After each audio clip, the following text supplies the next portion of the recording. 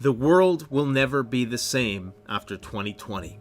This may well be the most pivotal moment in our generation's history in terms of the social and economic changes that are on the horizon. So much so that in the future, people will talk about the world before 2020 and the world after it. We're going to talk about the good, the bad, and the downright frightening aspects of this brave new world. Let's get to it.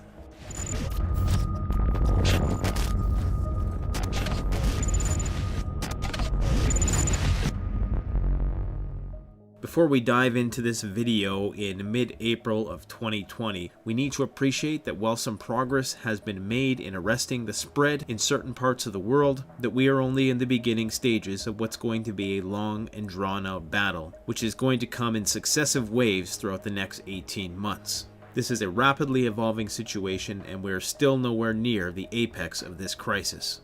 As this channel's primary focus is on emergency preparedness, it's safe to say that one of the most positive things that will come out of this global tragic crisis is that it has had the effect of rekindling people's interest in self-sufficiency, emergency preparedness, and has provided the average person with a greater understanding of the vulnerabilities inherent in our current socio-economic paradigm.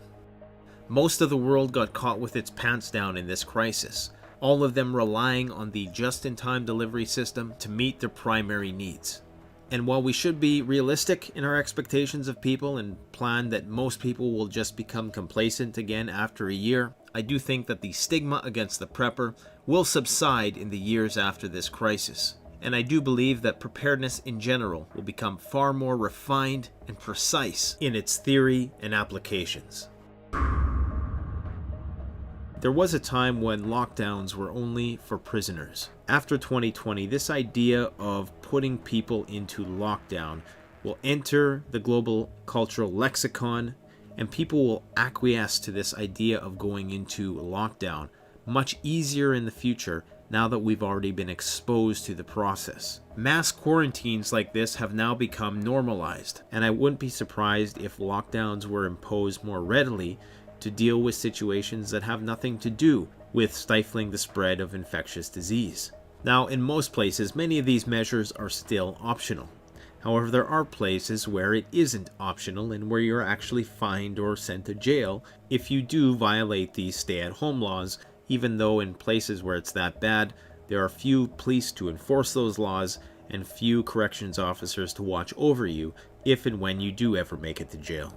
And while this has proven to be an effective method at slowing the spread of the transmission of this deadly viral outbreak, many governments around the world have been criticized for exploiting this crisis to abuse and subject their populations to harsh draconian measures that are disproportionate to the threat. This is not to say that the threat isn't real or is overblown. These governments may justify these heavy-handed tactics as the only way to protect their less than compliant populations against this devastating viral menace. Nonetheless, this will inspire many conversations about the ethics of mandatory travel restrictions in the face of global crisis. It should go without saying that there's going to be a lot of economic hardship on the horizon. We will see record levels of unemployment around the world and a total restructuring of how and where and by whom goods are manufactured and distributed around the world. Many countries and their people will go into considerable debt throughout this lockdown process, which will take years to recover from.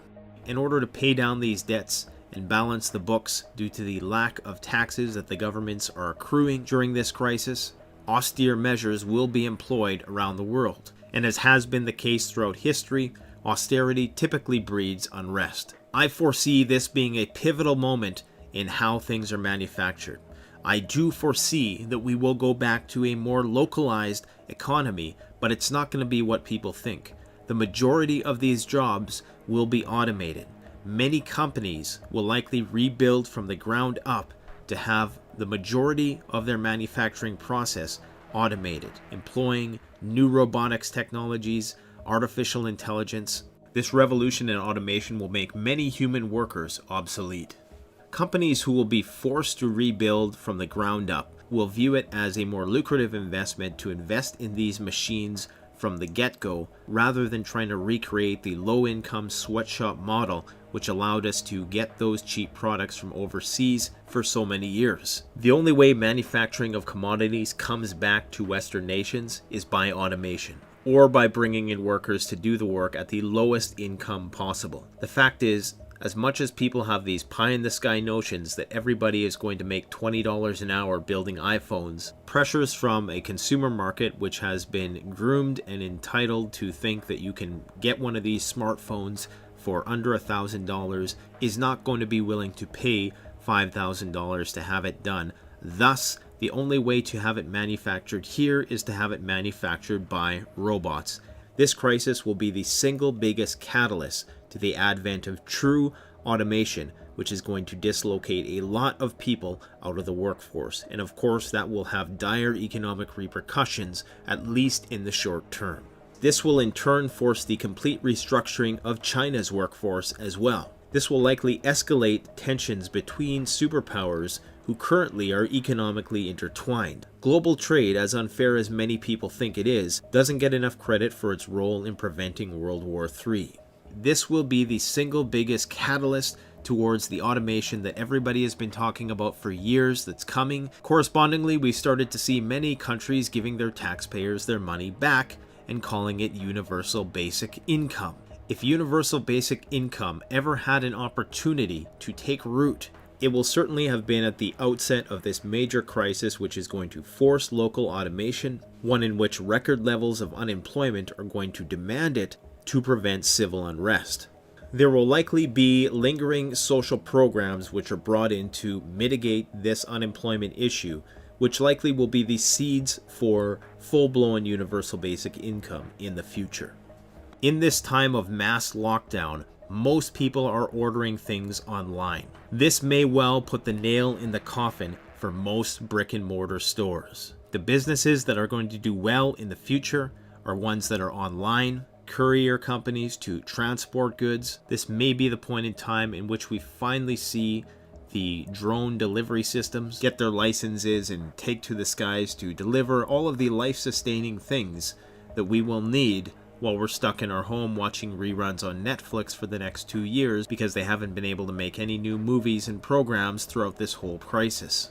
I don't doubt that at some point these will also be used, as they have in places like China and Italy, to enforce bylaws and ticket people to generate money for the government that it's going to need to pay back all the money it's going to owe after this is all over. Amazon, a company who already employs a lot of automation in their warehouses, plans on hiring another 100,000 people, many of which will likely have been dislocated from the brick-and-mortar shops due to the shutdowns.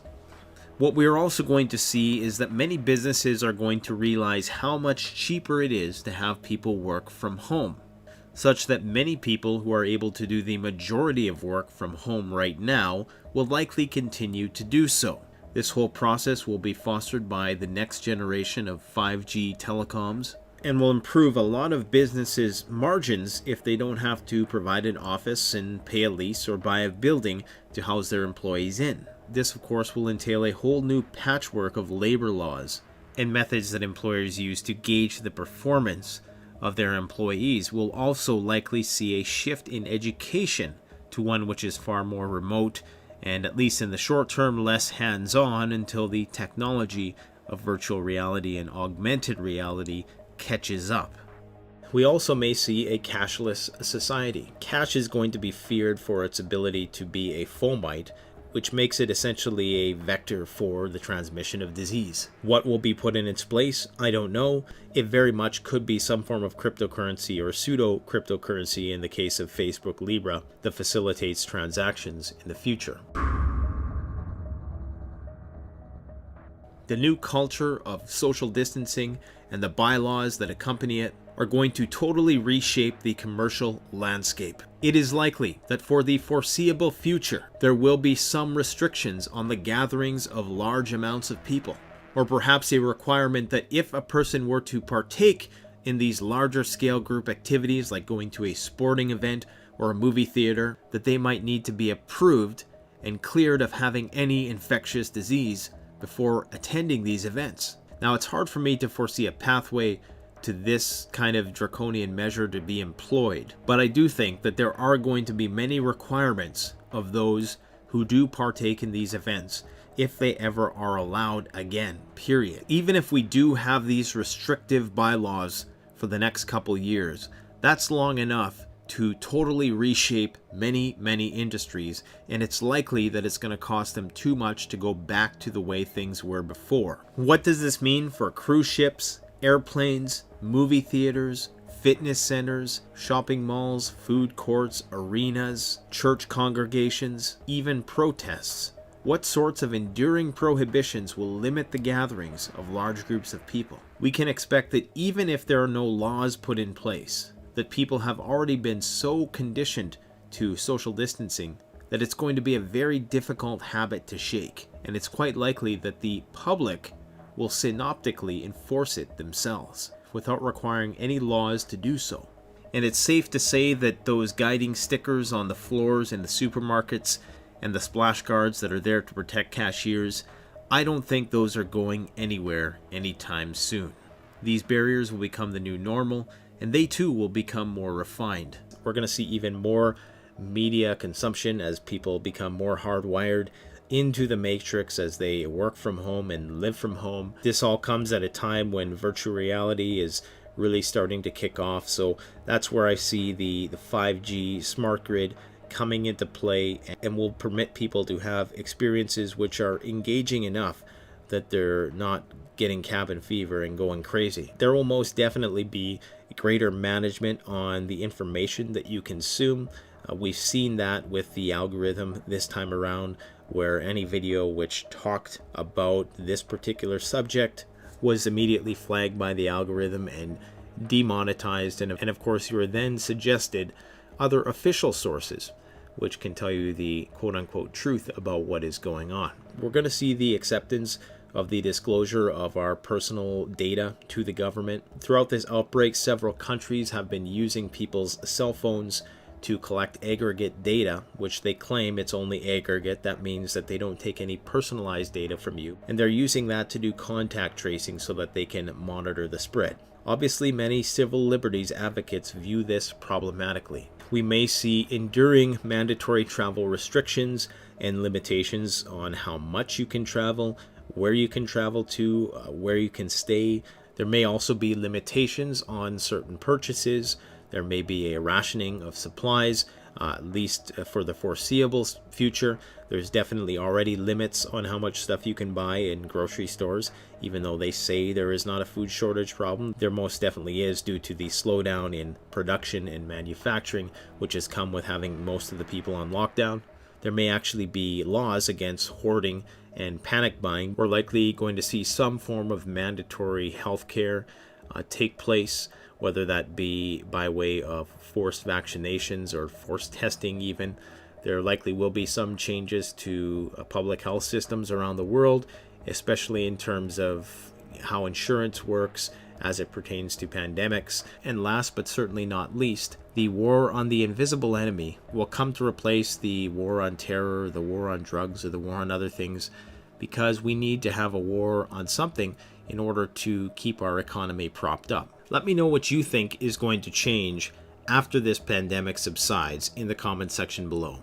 Thanks for watching. Don't forget to like, comment, subscribe. Canadian Prepper out.